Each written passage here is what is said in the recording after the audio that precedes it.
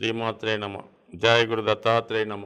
ఈ వీడియోలో మనం ఫిబ్రవరి 5వ తారీఖున ధనుస్సు రాశి నుంచి మకర రాశిలోకి మారబోతున్నటువంటి కుజగ్రహ ప్రభావం వృశ్చిక రాశి వారి మీదకి ఏ విధంగా ఉండబోతుంది.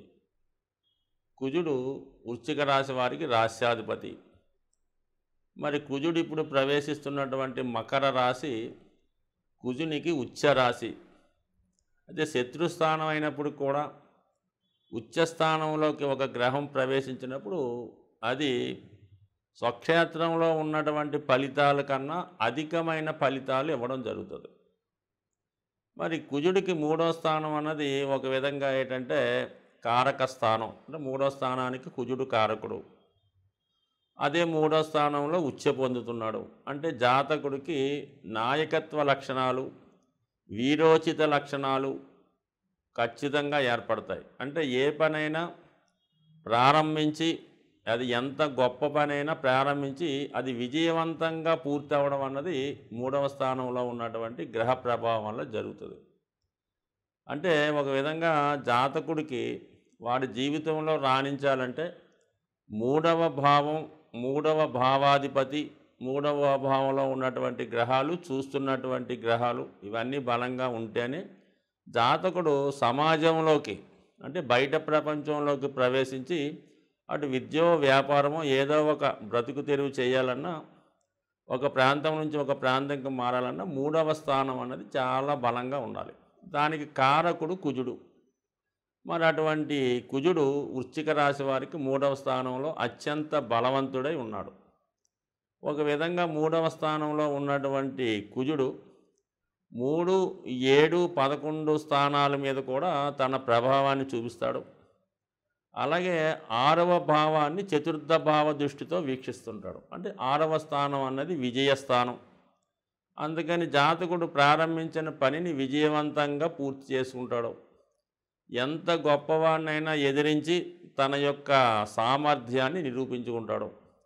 ఇది ఉద్యోగ విషయాల్లో కానీ, స్థిరాస్తికి సంబంధించిన విషయాలు, కోర్టు సంబంధించిన విషయాలు, రుణాలకి సంబంధించిన విషయాల్లో జాతకుడిది పైచేయిగా నిలబడడం జరుగుతుంది. ఈ సమయంలో జాతకుడితో పోటీ పెట్టుకొని ఎవడూ కూడా నెగ్గే అవకాశం లేదు. ఇదే సమయంలో మరి వృశ్చిక రాశిలో ఎక్కువగా ఈ ఉద్యోగస్తులు ఎక్కువగా ఉంటారు. వృశ్చిక రాశిలో అది ముఖ్యంగా పోలీస్ డిపార్ట్మెంటు, సాధారణ స్థాయి ఉద్యోగులు, వైద్య సంబంధించిన వృత్తిలో ఉన్నవాళ్ళు ఎక్కువగా ఉంటారు. పాలిటిక్స్లో ఉన్న వాళ్ళకి ఇది అద్భుత అవకాశం. వాళ్ళు ఏదన్నా పార్టీ మారాలన్నా, రాజకీయాల్లో పోటీ చేయాలన్నా, కొత్తగా రాజకీయ ఎంట్రీ ఇవ్వాలన్నా ఈ సమయంలో వీరు ప్రవేశించడం వల్ల చాలా తొందరగానే గుర్తింపు వచ్చి ప్రజల యొక్క ఆదరణకి ఫలించి వాళ్ళ యొక్క నేచర్, అంటే ప్రజల యొక్క సహకారంతో మరి తొందరగానే నాయకుడిగా మారే అవకాశం ఉంటుంది. బట్ ఏదైనా ఒక జాతకంలో కుజుడు ఎంత బలంగా ఉంటే జాతకుడు చిన్న స్థాయి నుంచి అయినా అత్యున్నత స్థాయికి వెళ్ళడం జరుగుతూ ఉంటుంది. అటు తొందరగా ధనం సంపాదించే మార్గాల్లో ఎన్నుకుంటూ ఉంటాడు కుజుడు బలవంతుడై ఉన్నవాడు. అంటే బలవంతుడై అంటే అది నాయకత్వం ద్వారా కానీ, నేమ్ అండ్ ఫేమ్ వల్ల కానీ, ఫైనాన్స్ స్థితి వల్ల కానీ, భూముల వల్ల కానీ, అంటే ఏదంట మరి రియల్ ఎస్టేట్ రంగం, రాజకీయ రంగం ఇవి ప్రస్తుతం అతి తొందరగా ధనం సంపాదించే మార్గాలు. కాబట్టి మరి కుజుడు బలంగా ఉన్నవాళ్ళు ఖచ్చితంగా ఈ రంగంలో ప్రవేశించి అటు వీళ్ళతో పాటు వీళ్ళని నమ్ముకున్న వాళ్ళని కూడా జీవితంలో పైకి తీసుకురావడం జరుగుతుంటుంది. సో ఏదైనా ప్రస్తుత సమాజంలో జాతకుడు ఒక వాహనం నడపాలన్నా, వివాహం జరగాలన్నా, సంతానం కలగాలన్నా, సమర్థవంతంగా ఒక మగవాడు అనిపించుకోవాలంటే ఖచ్చితంగా కుజుడు బలవంతుడై ఉండాలి. కుజుడు బలహీనమైతే జాతకుడు ఇతరుల మీద ఆధారపడడం, ఏ పని చేయాలన్నా కూడా ఈ మధ్యలో ఆగిపోవడం, ఇతరుల మీద ఆధారపడడం, 1కి 10 సార్లు ఆ పని చేయవలసి రావడం. సో ఈ విధంగా అతనికి అప్పచెప్పిన ప్రతి పని నాశనం చేస్తుంటాడు. అంటే ఎందుకు పనికిరాని క్యాండిడేట్ ఎవరు అంటే వాడి జాతకంలో కుజుడు బలహీనంగా ఉన్నవాడు మాత్రమే. సో ఆ కారణం వల్ల ఏంటంటే కుజుడు మరి ఈ ప్రస్తుతం ఈ వృశ్చిక రాశి వారికి మరి అత్యంత బలవంతుడై మరి దశమ స్థానాన్ని కూడా వీక్షిస్తున్నాడు అష్టమ దృష్టితో. అంటే కంపల్సరిగా మరి రాబోయే ఈ 2 నెలల్లో జాతకులకి ఉద్యోగ ప్రయత్నాలు ఫలించడం కానీ, కొత్తగా ఉద్యోగంలో ప్రవేశించడం కానీ, ఉన్న ఉద్యోగంలోనే ఏదైనా డిపార్ట్మెంటో ప్రమోషనో రావడం కానీ జరిగే అవకాశం ఉంది. జాతకుడికి ఏదైనా మొత్తం మీద అతని యొక్క అభివృద్ధి దిశగా కుజుడు ప్రస్తుతం సహకరించడం జరుగుతుంది. కుజుని యొక్క అనుగ్రహం కావాలంటే ఎస్పెషల్లీ ఈ వృశ్చిక రాశి వారు మంగళవారం రోజు నియమంగా ఉండాలి.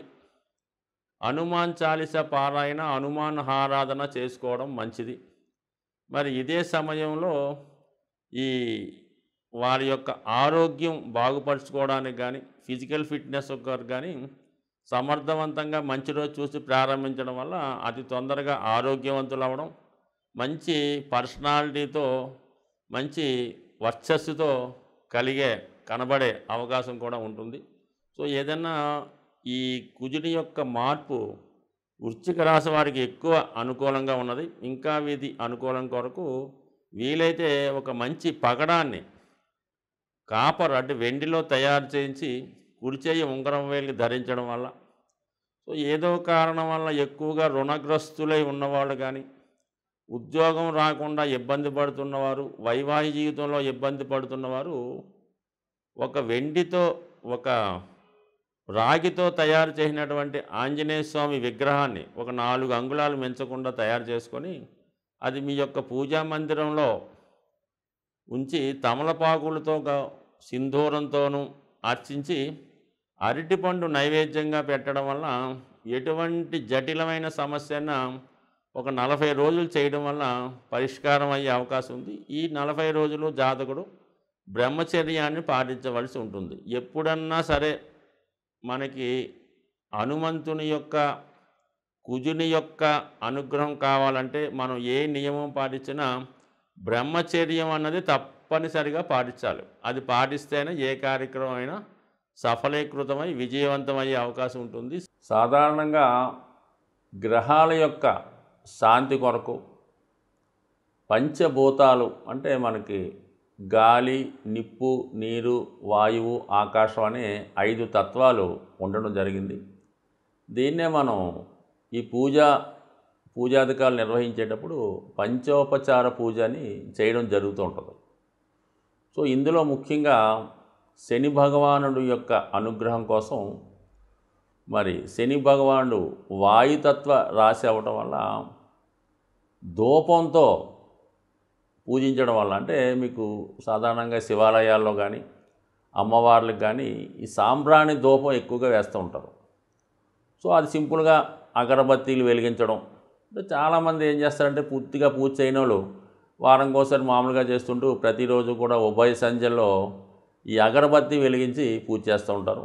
ఇంకా ఓపిక ఉన్నవాళ్ళు సాంబ్రాణి పొగ అది గృహం అంతా వేస్తూ ఉంటారు. ఎక్కువగా అమ్మవార్లకి, శివునికి, అలాగే ఈ సాంబ్రాణి పొగ వేయటం వల్ల కనీసం ప్రతిరోజు అగరబత్తి 2 పూట్ల భగవంతుని యొక్క ఆరాధించడం వల్ల మీకు కంపల్సరిగా ఈ నవగ్రహాల్లో శని భగవానుడి యొక్క అనుగ్రహం లభించడం జరుగుతూ ఉంటుంది.